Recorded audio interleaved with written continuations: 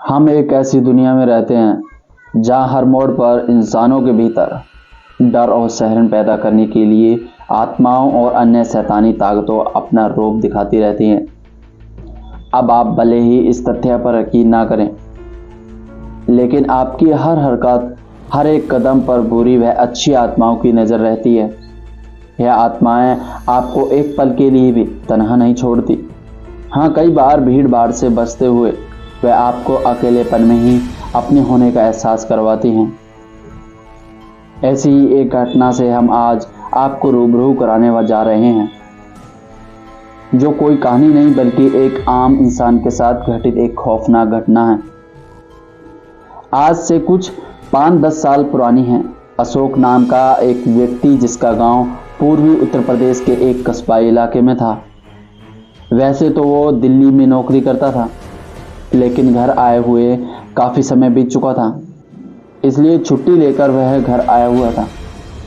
वह इलाका बेहद सुनसान और घनी झाड़ियों के बीच बसा हुआ था, और इन घनी झाड़ियों के बीच शाम के समय अक्सर सन्नाटा ही पसरा रहता था। अशोक को बचपन से ही छत पर सोने की आदत थी, और बड़े होने के बाद जब भी वह गांव जाता तो अपने घर की खुली छत पर ही सोता था। लेकिन एक रात छत पर सोना ही उसके लिए महंगा साबित हुआ, क्योंकि यह वो रात थी जब उसका सामना एक ऐसे साये से हुआ जो नुकसान पहुंचाने के उद्देश्य से उसके पास तो आया, लेकिन अशोक की सूझबूझ की वजह से वह उसका बाल भी बांका नहीं कर सका। रात के करीब 1 बजा था। अचानक किसी आवाज़ ने अशोक की नींद खोल दी। वह अपनी चारपाई से उठकर छत की रेलिंग के पास जाकर आसपास देखने लगा। उसने अपने घर से थोड़ी ही दूर पर किसी साये को इधर उधर घूमते हुए देखा। छोटा सा कस्बाई इलाका था, उसे लगा शायद कोई अपने घर से बाहर आया होगा। वह वापस जाकर चारपाई पर लेट गया। उसे फिर कुछ आवाज़ सुनाई दी, लेकिन इस बार आवाज़ थोड़ी ज़्यादा पास से आ रही थी। वह फिर उठा और छत से नीचे देखने लगा। उसने अपने घर के पास ही एक साया दिखाई दिया, लेकिन खौफनाक बात यह थी कि वह सिर्फ साया था, उसका शरीर नहीं था। इतने में उसे सीढ़ियों पर किसी की बहुत ही तेजी के साथ चढ़ने की आवाज़ सुनाई दी।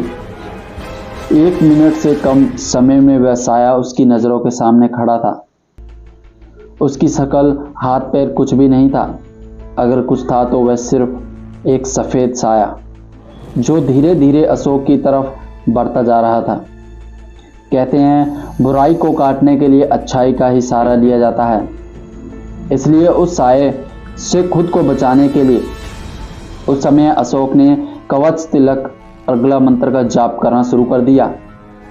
वह लगातार 5 मिनट तक यह जाप करता रहा, और वह साया उसके पास आता रहा।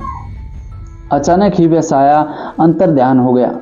वह हवा था, और एकदम से हवा में बहकर गायब हो गया। वह कहाँ गया, कहाँ से आया, कुछ पता नहीं चला। लेकिन कुछ समय जब तक वह साया अशोक के सामने रहा, उन चंद लम्हों में अशोक के हाथ पांव फुला दिए थे।